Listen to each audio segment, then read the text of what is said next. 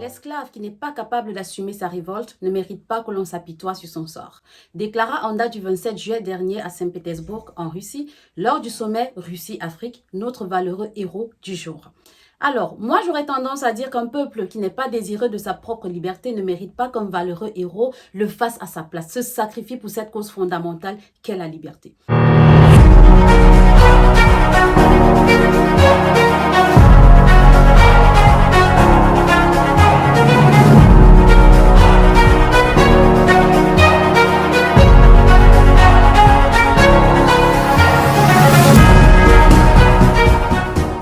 Bonjour et bienvenue à tous dans cette nouvelle vidéo, ou dirais-je dans ce nouveau contenu que je trouve personnellement plus intéressant et surtout très édifiant pour nous Africains, pour nous Africains noirs, pour nous jeunesse africaine, pour nous ressortissants de l'Afrique noire, vivant en Afrique ou vivant à l'étranger en tant qu'étudiants, en tant qu'immigrés, en tant qu'exilés, en tant qu'apatrides. Nous sommes tous concernés par cette cause. Comme vous le verrez, ce nouveau contenu que je propose aujourd'hui est littéralement différent de ce que je fais d'habitude. Tout simplement parce que j'estime qu'il est nécessaire de s'intéresser également à l'actualité et surtout à l'actualité politique de nos pays respectifs. S'il vous plaît, Traoré, Monsieur Traoré. Camarade président Vladimir Poutine, camarade président chef d'État africain, camarade chef de délégation, bonjour. C'est un honneur pour moi ce matin donc de prendre la parole ici et de vous passer donc le salut fraternel du peuple du pays des hommes intègres. C'est aussi le lieu pour moi, avant tout propos, de rendre grâce à Dieu. Dieu Tout-Puissant qui nous a permis de nous réunir ici ce matin en bonne santé pour parler de l'avenir et du bien-être donc de nos peuples. Camarades, j'ai quelques questions donc de ma génération, mille et une questions qu'on se pose. Mais nous n'avons pas de réponse. Et il se trouve qu'ici, nous pouvons laver donc notre linge sale parce qu'on se sent en famille. Vous savez, tout comme vous, je suis consciente de l'extrême pauvreté dans laquelle j'ai vécu en Afrique, dans mon pays d'origine. Je suis tout à fait aussi consciencieuse de l'extrême précarité, du désespoir et même de la servitude dans laquelle vivent nos pays africains respectifs. Et pour ça, je ne pouvais ne pas faire cette vidéo qui n'est pas tout à fait une vidéo de politique, hein. Non, rien du tout. C'est une vidéo qui va rendre hommage à un grand homme qui donne de l'espoir à nos peuples africains, qui donne de l'espoir à nos pays africains, encore aujourd'hui soumis. Disons qu'en tant que jeunesse africaine, nous avons cette obligation de nous intéresser et surtout de prêter attention à la réelle libération de nos sociétés africaines. C'est très important, vous savez pourquoi? Parce que cette libération est à la fois psychologique, elle est à la fois matérielle, elle est politique, elle est économique, elle est culturelle et j'en passe. Nous avons cette obligation de voter pour l'extinction, je dis bien l'extinction de toute intention d'éternel assistanat dans lequel vivent nos sociétés africaines. Nous avons cette obligation de mettre fin à cet individualisme barbant, à cette méchanceté foncière qui gouverne leurs esprits et leurs âmes, car le peuple en a marre. Nous sommes au 21e siècle et nous voyons très bien que c'est le siècle peut-être des lumières, des vraies lumières. Alors, si jusque-là tu me suis et que tu veux encore en savoir un tout petit peu plus sur Monsieur Ibrahim Traoré, reste avec moi jusqu'à la fin de cette vidéo. On se retrouve tout de suite.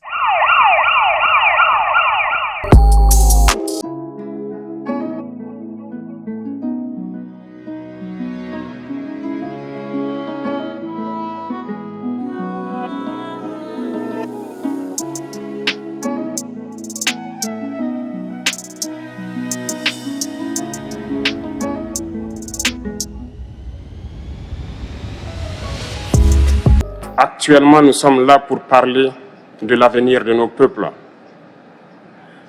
de ce qui va advenir demain, de ce monde libre auquel nous aspirons, de ce monde sans ingérence dans nos affaires internes. Nous avons les mêmes perspectives et je souhaite que ce sommet soit l'occasion donc de pouvoir tisser de très bonnes relations en vue d'un meilleur avenir de nos peuples. Vous l'aviez compris, nous allons de ce pas parler de ce valeureux combattant. Je dirais de ce valeureux héros de la réelle cause africaine, de la réelle libération africaine, de la réelle liberté du continent noir. Ou, dirais-je, du continent, non, du croustillant continent brioché de tous les temps, le continent africain. Si comme moi, vous aviez eu le privilège d'écouter l'une de ses allocutions, autant au Burkina Faso qu'à l'étranger, vous seriez donc à même de mieux définir le but même de son combat et surtout de comprendre en fait ses objectifs fondamentaux dans ce combat. Nous allons notamment nous épancher sur ce personnage emblématiquement optimiste, positiviste, ambitieux et surtout distingué de sa génération. Celui-là même qui aujourd'hui, je l'estime, devrait désormais être appelé l'élite sacrificielle africaine. Ah oui, parce qu'il est très courageux. Vous savez, le Burkina Faso, c'est un peuple très noble. Hein? Et j'espère que ce valeureux héros restera toujours loyal envers ce peuple burkinabé qui aujourd'hui lui fait plus que confiance. J'espère vraiment qu'il sera loyal. Vous savez, on dit du Burkina Faso que c'est le pays des hommes intègres.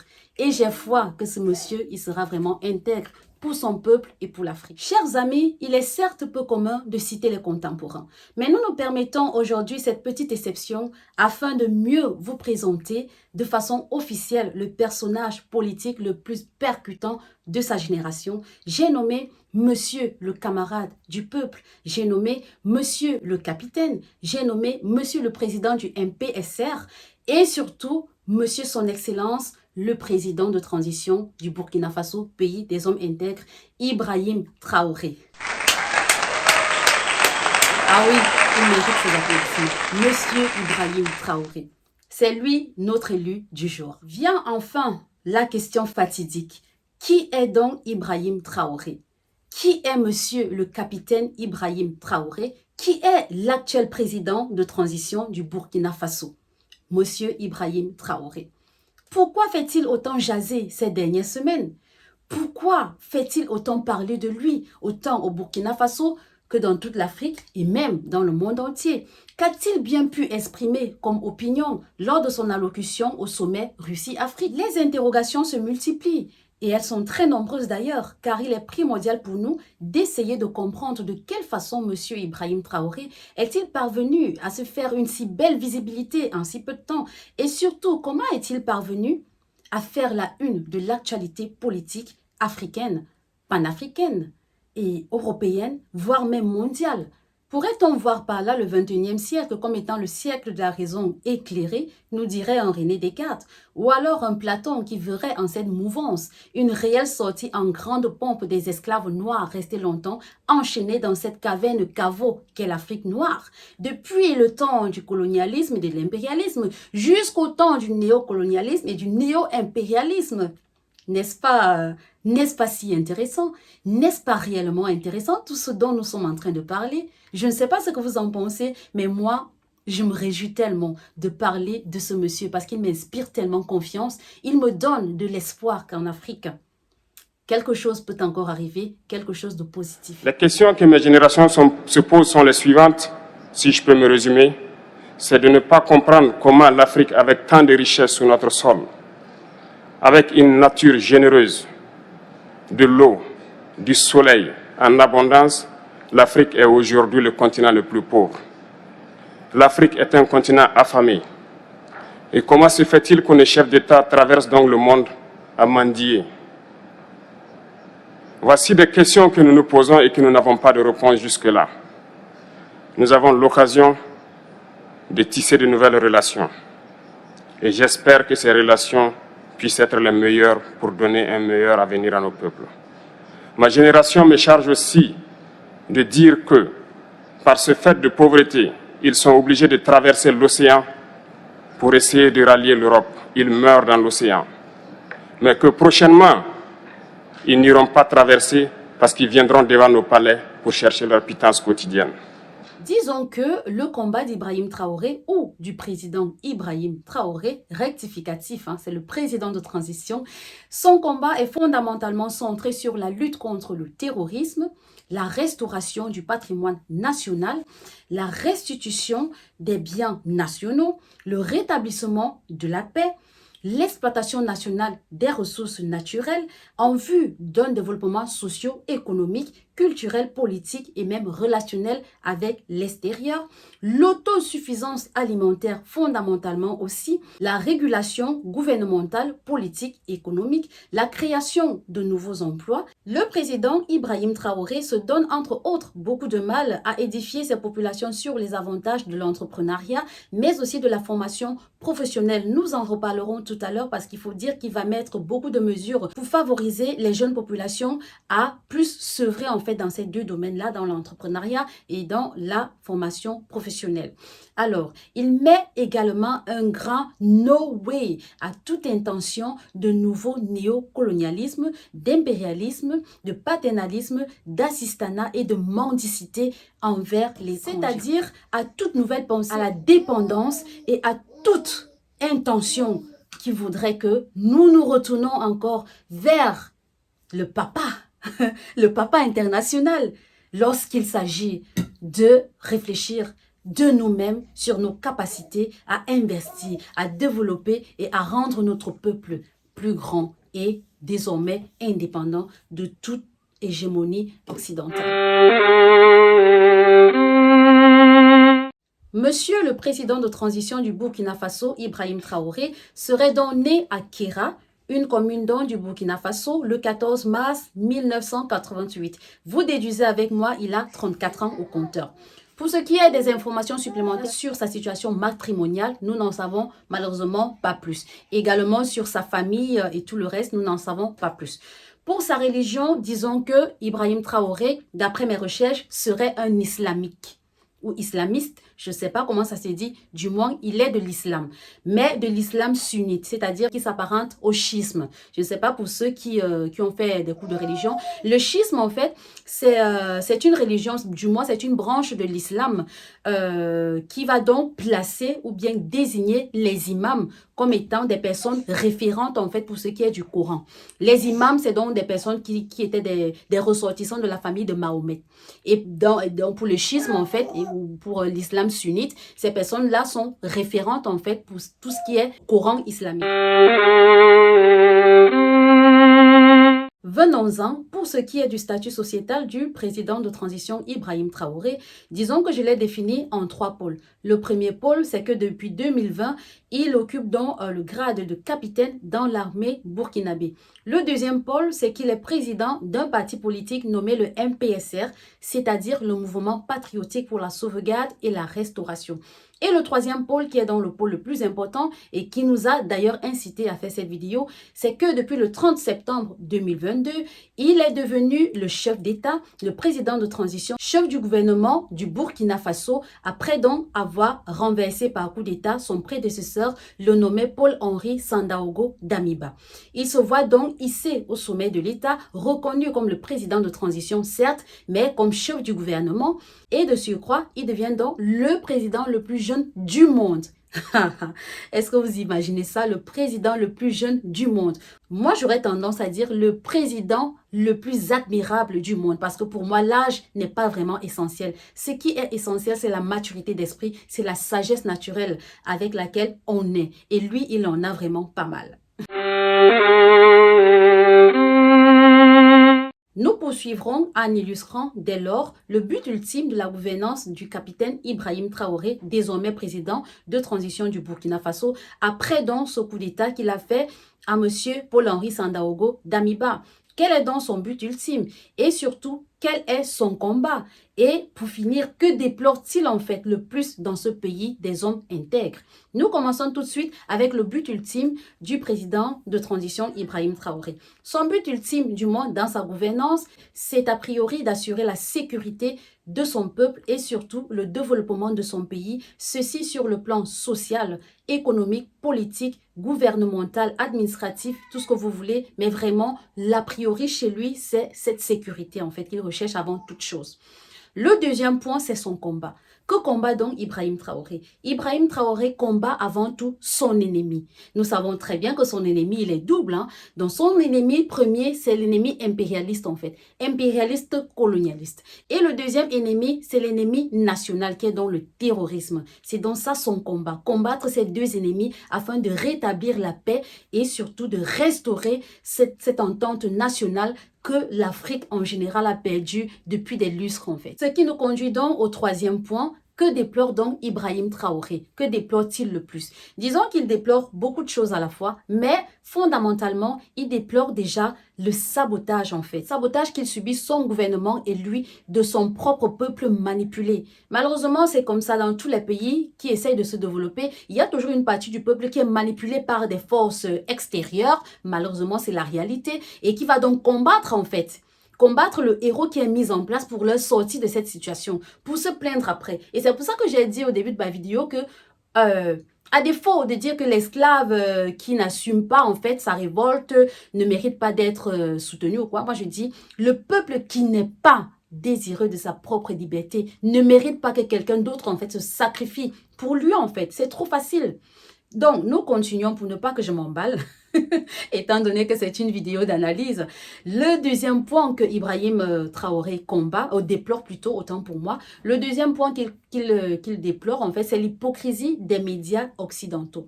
Il faut dire que nous savons très bien qu'ici en Occident ou en Amérique, les médias ont souvent tendance, vous voyez, souvent à faire la propagande de la politique nationale, de la politique en place et tout. Ils font de la propagande au quotidien et ils vont même souvent jusqu'à fermer en fait les médias qui sont contre cette politique-là. Je peux me tromper, mais je pense que c'est plus ou moins ce qui se passe.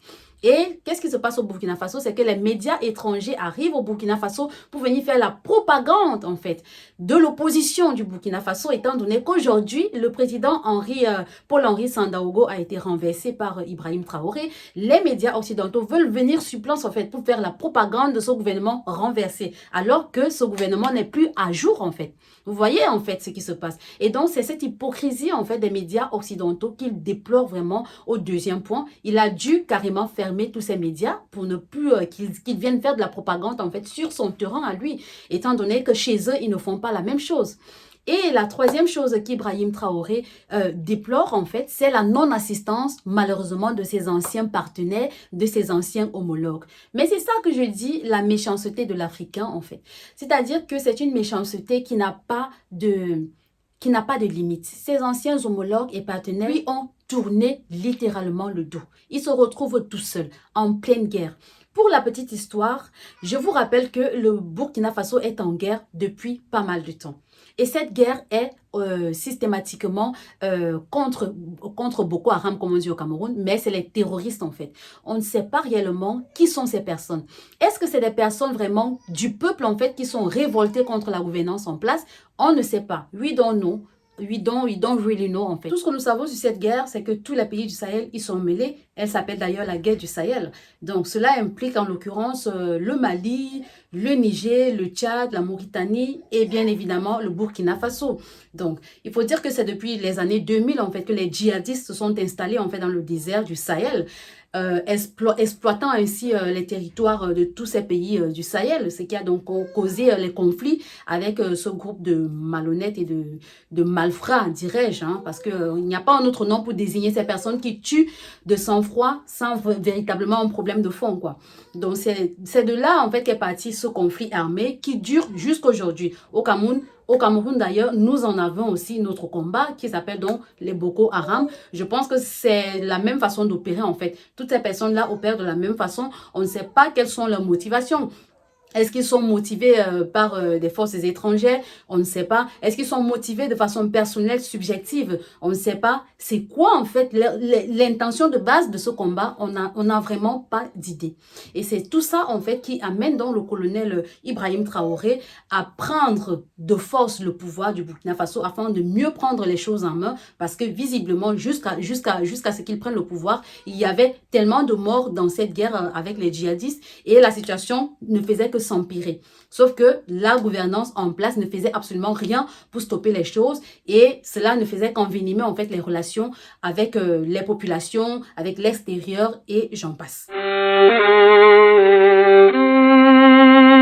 Il est impératif pour nous, en fait, de mentionner un tout petit peu le parcours de notre capitaine Ibrahim Traoré, de notre président de transition du Burkina Faso, car cela est primordial. On ne saurait parler de lui sans toutefois mentionner son parcours qui est plutôt élogieux. Disons que, contrairement à plus de 90% des étudiants militaires qui sortent donc de la formation militaire au Burkina Faso, dans une école qui s'appelle le PMK, c'est-à-dire le Prytanée militaire de Kadiogo, qui est donc une école coloniale, entre parenthèses, notre brave Ibrahim Traoré, le président de transition du Burkina Faso, Ibrahim Traoré ne sortira pas de cette école. Il sortira plutôt du lycée mixte Dakar-Ville de Bobo Dioulasso, qui est donc un lycée national, une école de formation militaire nationale, voilà.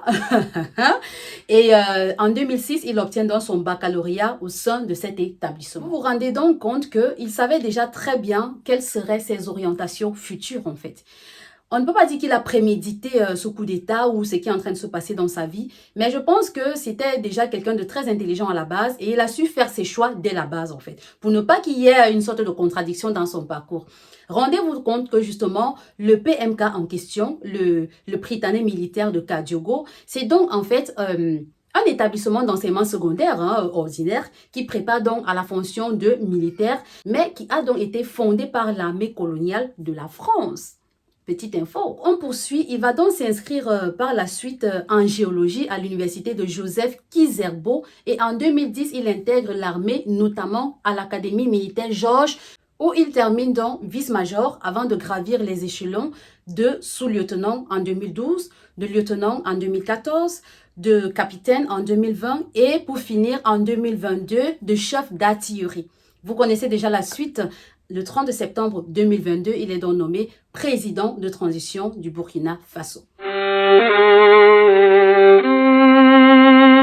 Ses convictions et ses ambitions politiques sont aussi nombreuses que ses idées politiques. Mais on pourrait dire que tous convergent au même but initial qui est donc la libération totale du Burkina Faso, autant du joug impérialiste et du néocolonialisme que du terrorisme des djihadistes en fait du Sahel. Il veut notamment rendre le plus transparent possible la gouvernance du Burkina Faso et surtout faire des futures collaborations et coopérations avec l'extérieur, des partenariats gagnant-gagnant. C'est vrai qu'on en avait déjà entendu depuis quelques années en Afrique ces histoires de gagnant-gagnant, sauf que ce n'était que fictif en fait. On sait très bien que ce n'était que fictif.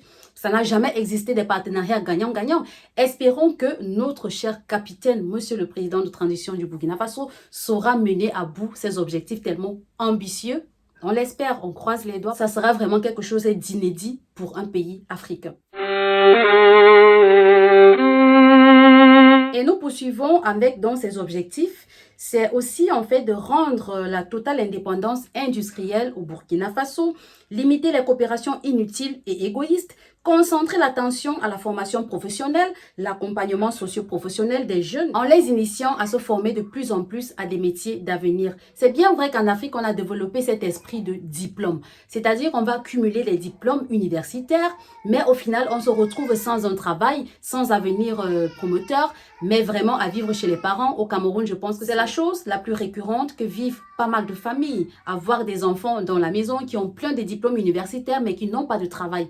Et pour Ibrahim Traoré, il faut stopper cela. Ça, c'est une mentalité qui ne fait qu'appauvrir l'Afrique. Ce qu'il faut faire, c'est d'initier les enfants à la formation professionnelle, qu'ils apprennent tous les métiers. Ça peut être mécanicien, ça peut être électricien, ça peut être si agriculteur, ou j'en passe. Ça ne doit pas toujours être des métiers, comme on dit, des métiers dignes. Entre parenthèses, médecin, avocat, ceci et cela. Oui, c'est bien vrai que c'est aussi nécessaire pour la société. Mais la société a aussi besoin des travailleurs manuels. Parce que sans ces travailleurs manuels, la société n'est rien du tout. On est bien d'accord. Donc, c'est un peu ça l'initiative d'Ibrahim Traoré, qui est d'ailleurs à féliciter parce que je pense que c'est vraiment une innovation, le développement de l'Afrique. Et pour ce faire, ce qu'il propose, c'est de booster les entreprises, de booster la production nationale, notamment par l'ouverture d'entreprises locales, de transformation de matières premières et produits finis bénéfiques à la population. C'est vraiment ça son objectif primordial. Et je pense qu'au passage à l'université, on l'avait bien fait savoir, il ne s'agit pas aujourd'hui de bosser, d'avoir un diplôme et de chercher à être employé. Il s'agit aussi d'apprendre des métiers et de pouvoir exercer. Donc, nous cherchons aujourd'hui à réorienter une bonne partie de la jeunesse vers l'emploi professionnel. ce qui va sans dire que nous devrons construire beaucoup de centres de promotion donc, de l'enseignement professionnel et pouvoir apprendre beaucoup de métiers aux jeunes parce que ici nous regorgeons de beaucoup de ressources. Comme nous le savons désormais, Ibrahim Traoré, représentant donc du Burkina Faso, s'est donc rendu en Russie lors du sommet Russie-Afrique qui s'est donc tenu au mois de juillet 2023, entre le 27 et le 28 notamment, tout comme la plupart des autres présidents africains. Ils s'y sont rendus en vue des pourparlers justement pour d'éventuelles futures collaborations avec la Russie et peut-être d'autres pays. Et au ressort de ces pourparlers, qu'est-ce qu'on retient alors de la position du Burkina Faso et du président Ibrahim Traoré vis-à-vis de Poutine? Pour ce qui est de l'issue des pourparlers concernant le Burkina Faso et Ibrahim Traoré, disons que ces attentes sont doubles et sont notamment centrées sur des questions sécuritaires et donc de la sécurité du pays et également sur des questions économiques et sociales.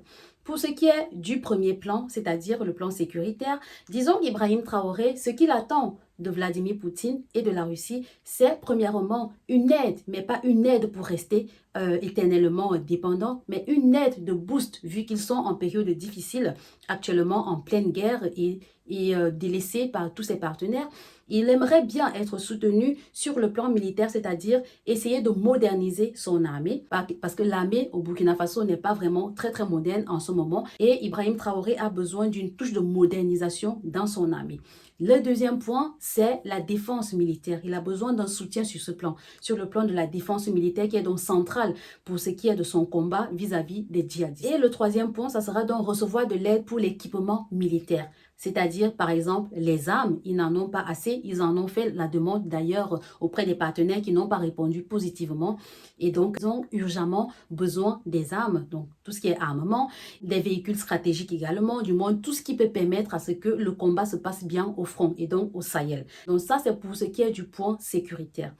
Le deuxième point, c'est donc le point socio-économique. Pour les questions économiques et sociales, disons que le point fondamental pour Ibrahim Traoré vis-à-vis de la Russie et de Poutine, ça sera donc la production de l'énergie. Pourquoi la production de l'énergie? Parce qu'il estime fondamentalement que la Russie actuellement détient des hydrocarbures, en l'occurrence des bitumes et même des produits dérivés. Et lui, au Burkina Faso, il a besoin d'une centrale nucléaire. Une centrale nucléaire qui sera donc bénéfique autant pour la production en abondance de l'énergie au Burkina Faso que pour ravitailler également la sous-région. C'est la raison pour laquelle ce point est vraiment fondamental pour lui, la production de l'énergie en abondance grâce à une centrale nucléaire, si cela est bien évidemment possible dans cette nouvelle collaboration future avec la Russie. Ensuite, grâce donc aux hydrocarbures qui pourraient susceptiblement être donc importés de la Russie, Ibrahim Traoré vise aussi dans cette future nouvelle collaboration avec la Russie des infrastructures, l'amélioration et la construction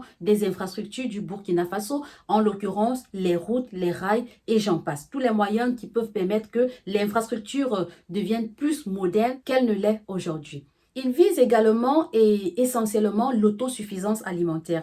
Vous le verrez si vous regardez la vidéo d'Ibrahim Traoré, il répète à chaque fois ce mot d'autosuffisance alimentaire. Et comment est-ce qu'il vise cette autosuffisance alimentaire? Non pas en commandant du blé comme le font la plupart de nos présidents africains. À chaque fois qu'ils viennent ici, ils viennent commander du blé, ils viennent commander tout ce qu'il faut pour l'Afrique, mais pourtant l'Afrique est capable de produire en fait son propre blé. L'autosuffisance alimentaire dont parle Ibrahim Traoré, c'est à travers la production et l'importation des machines et engins agricoles en fait, qui vont donc permettre aux paysans et au peuple burkinabé de cultiver lui-même son blé en fait. Le blé, quand je dis le blé, c'est-à-dire les produits locaux, il a besoin des machines et des engins. Il n'a pas besoin des sacs de riz, des sacs de tout ce que vous voulez qui viennent de l'Europe pour l'Afrique en fait. Parce que ça, c'est vraiment maintenir le Burkina Faso dans la dépendance paternalisante du colonialisme et de l'impérialisme. Et c'est ça qu'il récuse le plus en fait dans sa politique gouvernementale. Donc ça, c'est vraiment un deuxième point fondamental dans sa politique actuelle.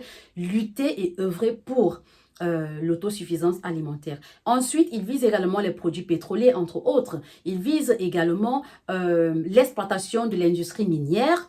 Et il parle même d'ailleurs de multiplier les coopérations avec d'autres pays que la Russie. En l'occurrence, il parle de la Chine, il parle de la Corée du Nord. On connaît très bien leur force de frappe en plus, la Corée du Nord. Il parle également de la Turquie. D'ailleurs, il a reçu pas mal d'aide de la Turquie. Il parlait aussi de l'Iran, qui a donc été solidaire depuis qu'ils sont en guerre. Donc, pourquoi pas une future collaboration avec l'Iran?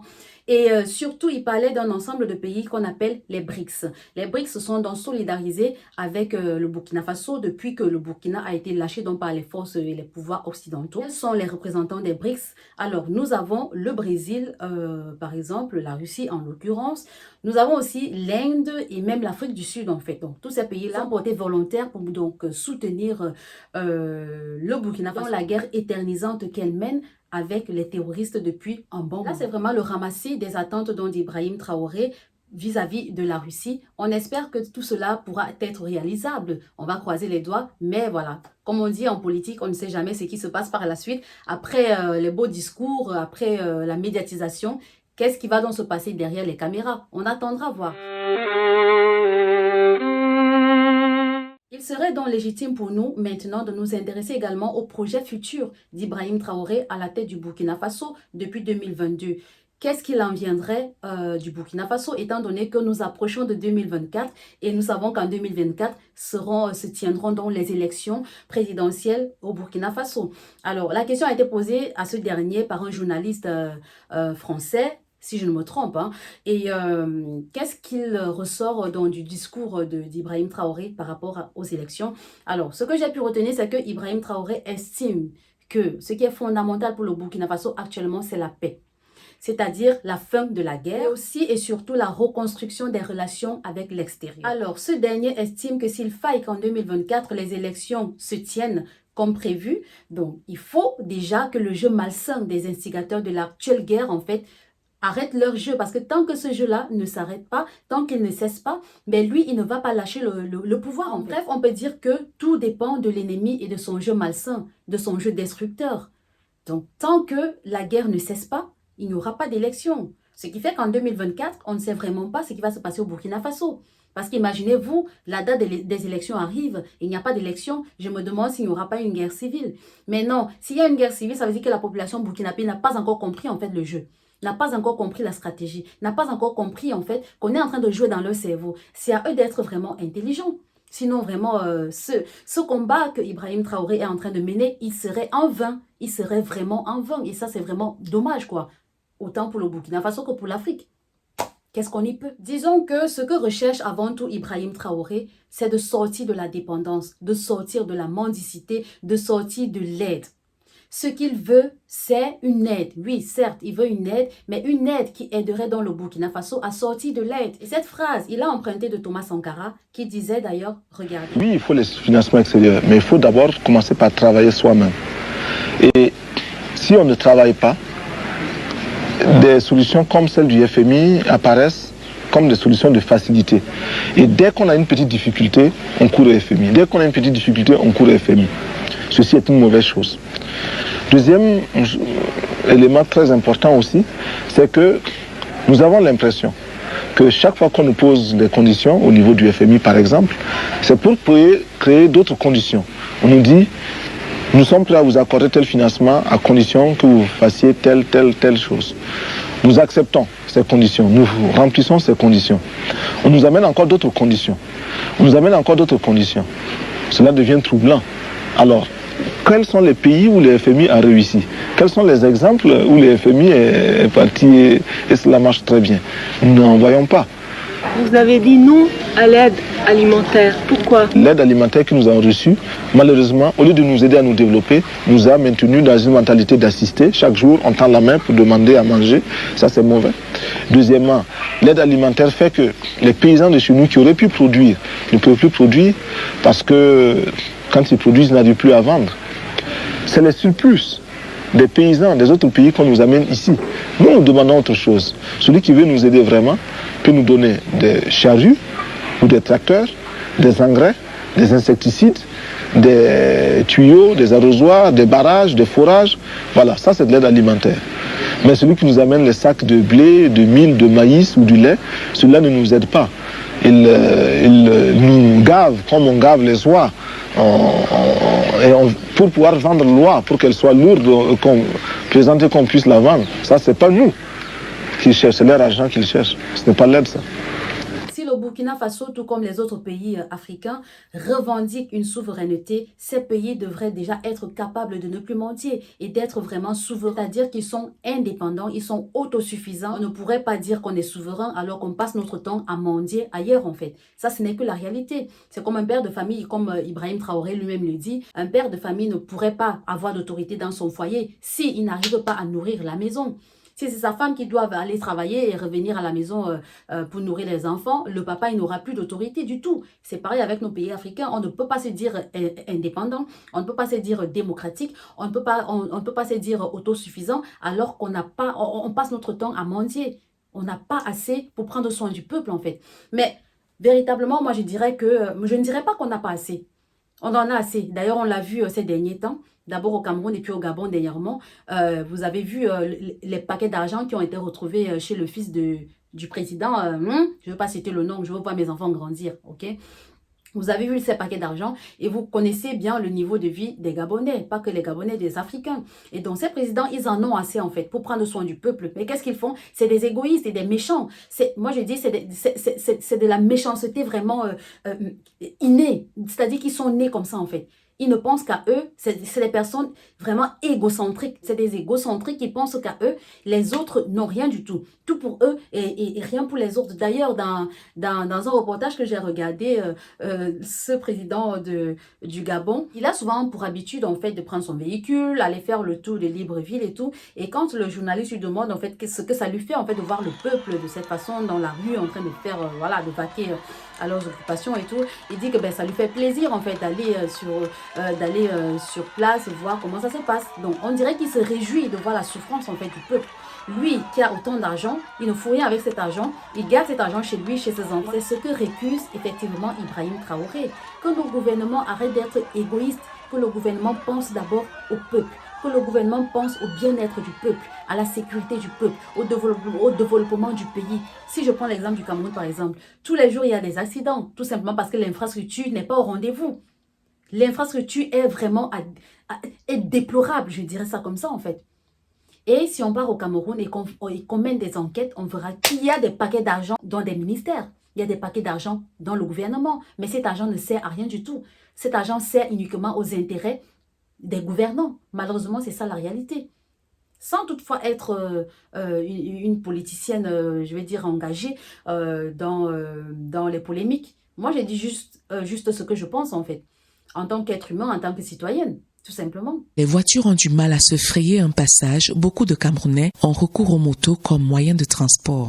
Mais ils doivent compter avec les risques et le coût élevé. Les populations qui effectuent le trajet payent 7 000 francs CFA en voiture. Les plus nantis et courageux déboursent 10 000 francs en moto. Avant la dégradation avancée de la route, il fallait juste payer 2 500 francs CFA pour le même trajet. C'est pas vraiment facile, hein. Car pour rouler vraiment sur cette route, il faut avoir vraiment du muscle. Il faut avoir vraiment de la force, de l'énergie. Et si la moto vraiment ne roule pas normalement, tu ne peux rien faire. Pour traverser le trafic ici, si tu n'as pas de poche, si tu n'as même pas de cœur, tu ne peux même pas aller en conduite. Les éventuelles solutions qui pourront donc être mises sur pied par le président Ibrahim Traoré au Burkina Faso afin de changer tout ce qui est à déplorer actuellement dans ce pays, dans la plupart des pays africains. Il estime qu'il serait temps, premièrement, de changer les mentalités. Il est temps de changer la mentalité du gouvernement. Il est temps de changer la mentalité de la politique africaine. Et d'ailleurs, je regardais une émission dernièrement, mais j'ai déjà oublié en fait qui était l'invité. Et la personne en question disait que justement, le problème de l'Afrique, c'est la mentalité. Ce changement de mentalité est vraiment très important pour Ibrahim Traoré parce qu'il estime, tout comme moi, et tout comme toute personne raisonnable et raisonnée, que même si on change les présidents dans un pays, si la mentalité reste la même, ben, le président, c'est juste un individu qui revient avec la même mentalité. Le pays restera toujours dans cette position de soumission, dans cette position de marionnette, dans cette position éternellement paternisée en fait. Donc, si la mentalité ne change pas, le peuple reste toujours affaibli. Le peuple il reste toujours derrière. Le peuple il reste toujours délaissé. Le peuple il reste toujours soumis à l'hégémonie gouvernementale et extérieure en fait. Donc, il est primordial que les mentalités de nos gouvernants, de nos gouvernements et même du peuple changent en fait pour que les choses aussi s'améliorent. Si cela n'est pas possible, alors ça veut dire qu'on va demeurer dans cette position de faiblesse toute notre vie en fait. Et ça, c'est vraiment déplorable. Et pour finir en beauté, les souhaits de notre président de transition du Burkina Faso, du pays des hommes intègres, son souhait ultime, c'est déjà de restaurer la paix au Burkina Faso. Je pense que je l'ai déjà mentionné. Le maintien de la paix est essentiel pour le Burkina Faso et pour le président Ibrahim Traoré. Le deuxième souhait, c'est vraiment de mettre sur pied, mettre en place les partenariats avec l'extérieur, mais qui sont gagnants-gagnants. Et le troisième souhait, tout naturellement, ça sera donc la non-ingérence des politiques extérieures dans les affaires du Burkina Faso. Donc là, c'est vraiment les souhaits du président Ibrahim Traoré. On espère que ces souhaits se réaliseront, car, comme dit l'adage, il n'est pas interdit de rêver. Rêver nous donne des ailes. Vous savez, quand on est dans un rêve, on se permet souvent de faire des choses qu'on ne pourrait pas faire dans la vraie vie. Et c'est justement ce qu'Ibrahim Traoré, il est en train de faire. Il est en train de rêver, sauf que nous voyons tous que son rêve, il est quasiment en train de se réaliser. Il a juste besoin de son peuple, du soutien de son peuple. Et je pense que 80% ou même 90% de son peuple est derrière lui. Parce que quand je regarde les reportages, en fait, à travers les chaînes nationales du Burkina Faso, on voit très bien que le peuple est derrière lui. C'est vrai qu'il y a toujours des petits malhonnêtes à côté qui vont venir dire le contraire, en fait, de ce que nous, on est en train de voir. Mais je pense que la majorité ne peut jamais se tromper. Pensez-vous qu'une fois ces objectifs atteints, estimons qu'il atteigne ses objectifs, est-ce qu'il parviendra donc à remettre le pouvoir entre les mains d'une autre personne? Vous savez, le pouvoir, c'est quelque chose de diabolique. J'ai souvent tendance à le dire. Lorsqu'on a le pouvoir, on a souvent tendance même à simplifier ce pouvoir au début, mais par la suite, on se rend compte qu'on n'arrive plus à le lâcher. D'ailleurs, on peut le voir dans nos nombreux pays africains, en l'occurrence le mien. Franchement, vous pouvez voir avec moi que le pouvoir, c'est vraiment quelque chose de captivant, que quand on le détient, on n'a plus envie vraiment de le lâcher. Parce qu'il nous donne tellement d'opportunités qu'on n'a vraiment plus envie de le remettre à une autre personne. Alors aujourd'hui, Ibrahim Traoré, il nous donne l'impression d'être cette personne différente, en fait, qui vient changer les choses, notamment avec cet esprit de jeunesse. Est-ce que le moment venu, il sera capable donc de remettre ce pouvoir entre les mains d'un dirigeant, voilà, certifié? Parce que, disons-le, à la base, Ibrahim Traoré, c'est un militaire. Il n'a jamais fait de la politique. Il ne s'y connaît absolument pas. Mais c'est vrai que lorsqu'on le voit gouverner, franchement, il a vraiment pas mal d'atouts. Est-ce qu'il réussira également à contaminer d'autres pays africains en fait, pour que ces derniers se réveillent un peu de leur sommeil dogmatique, qui se réveillent et qui prennent les choses en main? Parce qu'il est temps de changer. On est au 21e siècle, bientôt le 22e siècle en fait. On a besoin du changement, on a besoin de renouveau, on a besoin d'innover en fait. Autant dans nos gouvernances que dans la vie du peuple, que dans la situation de la jeunesse et j'en passe. Il y a tellement de choses à faire, il y a trop de choses à faire pour l'Afrique. Et surtout pour les pays africains nécessiteux. Parce qu'ils sont vraiment nombreux. Donc voilà. Là, c'est vraiment quelques-unes des questions que je me pose. Et j'espère vraiment que les années viendront répondre à toutes ces interrogations. Je ne sais pas pour ce qui est de vous, mais moi, je trouve franchement que ce président, il mérite d'être président. Il mérite d'être président, du moins pour la transition. Parce que je ne vois pas de quelqu'un d'autre, en fait, qui aurait pu jouer le rôle qu'il est en train de jouer actuellement. Et d'ailleurs, je ne terminerai pas ma vidéo sans lui souhaiter vraiment beaucoup de courage dans le combat qu'il est en train de mener actuellement. Que Dieu le protège, le Dieu en qui il a cru, avant de prendre le pouvoir dans les mains de son prédécesseur, que Dieu continue à le protéger, qui continue à lui donner de la sagesse en fait, pour pouvoir améliorer justement les conditions de vie des populations burkinabées et surtout qu'il arrive vraiment à atteindre ses objectifs qui ne sont que bénéfiques pour son pays et pour l'Afrique en général. Voilà. Et si je pouvais dire un mot de fin, ça sera juste que Ibrahim Traoré, président Ibrahim Traoré, capitaine Ibrahim Traoré, tu nous as épatés. Tu nous as rendu fiers d'être africains. Tu nous as redonné espoir, nous, la jeunesse africaine. Parce qu'à travers tes discours, à travers tes allocutions, franchement, on se rend compte que la jeunesse n'est pas totalement perdue. Parce que malheureusement, lorsqu'on voit en fait les frasques de la jeunesse aujourd'hui dans nos pays respectifs, on se dit que tous les jeunes ils sont dans cette mouvance-là. Mais pourtant, quand on te voit vraiment à l'œuvre, le plus jeune président du monde, disons-le, mais c'est une fierté. Et donc, moi, je dirais que Ibrahim Traoré, c'est vraiment quelqu'un d'honorable en fait que nous devons vraiment apprécier et que nous devons soulever, que nous devons soutenir. Et prier pour lui, pour qu'il soit toujours, voilà, cet homme loyal qui veut le changement, à l'image de Thomas Sankara, noble combattant du Burkina Faso qui malheureusement a perdu la vie de la façon la plus déplorable qu'il soit. Donc voilà. Je ne vous en dis pas plus parce que j'estime que j'ai tout dit, du moins tout ce que j'avais dans ma tête. À vous de continuer à faire des recherches et surtout à soutenir ces héros de l'Afrique. On arrive donc tant bien que mal à la fin de cette vidéo que j'ai eu du mal à enregistrer, comme vous pourriez le constater, entre le soleil qui me gênait, avec mon fils qui ne me laissait pas travailler comme il se doit. Mais au moins, j'ai pu réaliser ma vidéo comme je l'ai souhaité. D'ailleurs, je suis très contente de l'avoir fait parce que je manquais beaucoup de temps dernièrement. La vidéo aurait dû être postée depuis dimanche passé, mais je n'ai vraiment pas eu le temps. Et donc, aujourd'hui, je suis vraiment contente de l'avoir fini. Et je ne terminerai pas sans remercier mes nouveaux abonnés. Vraiment, vous êtes la bienvenue. Comme vous voyez ici, le contenu, il est divergent. On ne parle jamais d'une même chose, en fait, à chaque fois. Ben, j'essaye de varier et aussi de m'intéresser à l'actualité parce que pour moi, en fait, le développement, ça passe par le changement, par le nouveau, par l'innovation. On ne va pas toujours rester dans le même contenu. Il est bien pour nous et il est nécessaire pour nous de nous intéresser aussi aux choses futures et surtout qui nous touchent de près ou de loin. Et ça nous touche. Les sujets d'actualité politique de l'Afrique nous touchent en fait parce que nous sommes tous concernés. Voilà. Je vous remercie d'être arrivé jusqu'au bout. Je vous remercie de votre patience et j'espère que vous serez vraiment indulgents pour ce qui est de l'image. Je n'y peux rien malheureusement parce que le soleil est vraiment venu me gêner. Je n'ai pas le choix. Et à certains moments, vous entendrez certainement la voix de mon fils qui faisait des tours pendant que je faisais la vidéo. Mais bon, c'est pas plus mal. Hein? Autant mieux prendre son enfant que de le jeter juste parce qu'on est en train de faire la vidéo. Comme j'ai dit, les réseaux sociaux, c'est bien. Mais il faut savoir comment bien les gérer. Il faut d'abord prioriser la famille, notre vie sociale et tout ce qui va avec. Et enfin, vient donc les réseaux sociaux. Voilà. Merci à vous. Je ne cesserai jamais de vous remercier pour votre confiance, pour vos messages que je reçois en permanence sur Instagram. Merci à tous ceux et celles qui m'envoient des messages.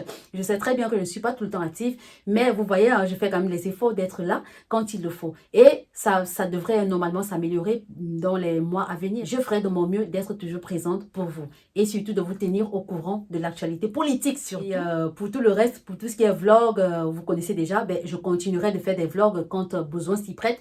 Et voilà, je vous souhaite de passer une agréable soirée. Je vous souhaite surtout de réfléchir au renouveau de l'Afrique. Et je vous invite massivement à regarder les allocutions du président Ibrahim Traoré. Vous serez tellement édifiés et vous ressentirez une satisfaction intérieure en tant qu'Africain, en tant que jeunesse africaine. Voilà, je vous fais de gros bisous et je vous dis à très bientôt. Merci, merci beaucoup.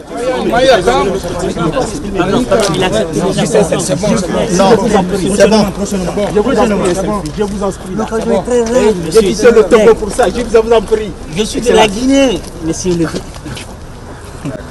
Merci. Merci.